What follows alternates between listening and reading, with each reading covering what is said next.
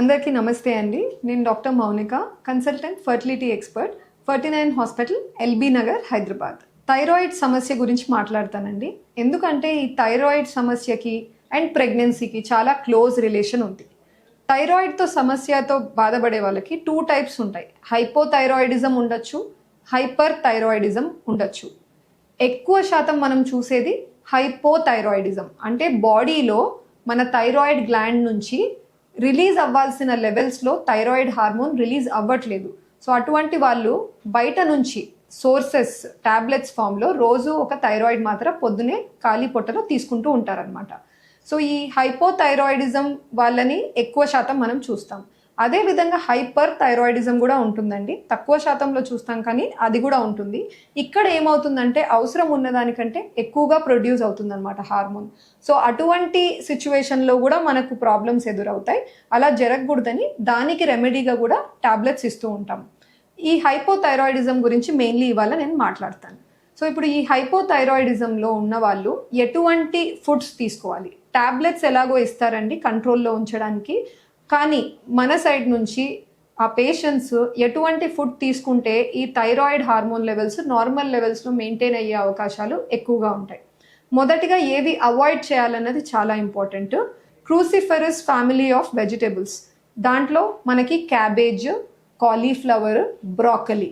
So ఈ 3 కూడా ఈ ఫ్యామిలీకి చెందిన వెజిటేబుల్స్ని మనము అవాయిడ్ చేస్తే బెటర్ అండి. హైపోథైరాయిడిజంతో బాధపడే లేడీస్ ఈ 3 వెజిటేబుల్స్ని అవాయిడ్ చేయాల్సి ఉంటుంది.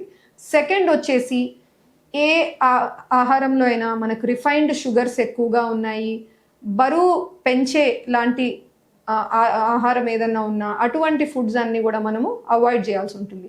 నెక్స్ట్ వచ్చేసి, షుగర్ ఎక్కువగా వేసుకొని కాఫీ, టీ లేదా ఈ ఎనర్జీ డ్రింక్స్, వాటిలో కూడా చాలా షుగర్స్ ఉంటాయండి. సో ఇటువంటివన్నీ కూడా వాళ్ళు అవాయిడ్ చేయాల్సి ఉంటుంది. Apart from this, millets. నిజమే, మిల్లెట్స్ చాలా మంచివి అంటారు హెల్త్కి, కానీ హైపోథైరాయిడిజంలో ఉన్న వాళ్ళు దీన్ని మనము అవాయిడ్ చేస్తే బెటర్ అండి. సో ఇలాంటి జాగ్రత్తలు తీసుకోగలిగితే ట్రీట్మెంట్తో పాటుగా మనము థైరాయిడ్ లెవెల్స్ నార్మల్లో ఉంచుకోవచ్చు. సెకండ్ వచ్చేసి, ఈ టాబ్లెట్ ఎలా తీసుకోవాలి? పొద్దునే ఖాళీ పొట్టలో తీసుకోవాల్సి ఉంటుంది. అండ్ ఈ మాత్ర వేసుకున్న తర్వాత కనీసం ఒక 1 అవర్, ఒక గంట సేపు అన్నా మీరు వెయిట్ చేసిన తర్వాతనే మీరు మీ బ్రేక్ఫాస్ట్ చేసుకోవచ్చు. అండ్ రిపీటెడ్గా మీరు టెస్ట్ చేసి మనకు ఇస్తున్న ఆ డోసేజ్ కరెక్ట్ ఉందా లేదా, ఆ డోస్ని ఏమైనా తగ్గించాలా లేదా పెంచాలా, ఆ ఐడియా తెచ్చుకోవడానికి కనీసం 6 వారాలకు ఒకసారి మీరు థైరాయిడ్ టెస్ట్ రిపీట్ చేసుకుంటూ ఉండాల్సి ఉంటుంది. By chance let's say me thyroid report బాగా వచ్చింది అనుకోండి, ఎంతోమంది పేషెంట్స్ ఏమంటారంటే, రిపోర్ట్ బాగుంది కదా, మరి టాబ్లెట్స్ ఆపేసేయచ్చా డాక్టర్ అని అడుగుతారు. విచ్ ఈజ్ నాట్ రైట్ అండి. మీరు టాబ్లెట్ తీసుకుంటున్నారు కాబట్టి రిపోర్ట్ నార్మల్ వచ్చింది. అందుకనే నార్మల్ రిపోర్ట్ ఉంది అంటే దాని మీనింగ్ ఏంటంటే మీరు ఆ టాబ్లెట్ని కంటిన్యూ చేయాలి అని అర్థం. ఎప్పుడన్నా బాగా లో వచ్చింది వాల్యూ, మనకు తీసుకున్న డోస్ అవసరం ఉన్నదానికంటే ఎక్కువగా ఉంది అంటే అప్పుడు డాక్టర్ మీ డోస్ని తగ్గించడం అన్నా చేస్తారు, లేదా మీరు ఆల్రెడీ లోయెస్ట్ డోస్లో ఉన్నారు అంటే దాన్ని ఆపడం అన్నా చేస్తారు. ప్రెగ్నెన్సీలో థైరాయిడ్ బయటపడిన వాళ్ళకి యూజువల్గా థైరాయిడ్ లెవెల్స్ నార్మల్లో ఉన్నా ఎట్లున్నా కూడా టాబ్లెట్ని అబ్రప్ట్గా ఆపకూడదండి. లాస్ట్ వరకు తీసుకోవాలి.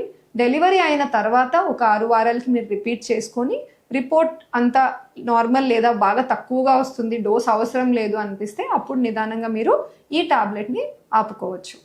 Thank you.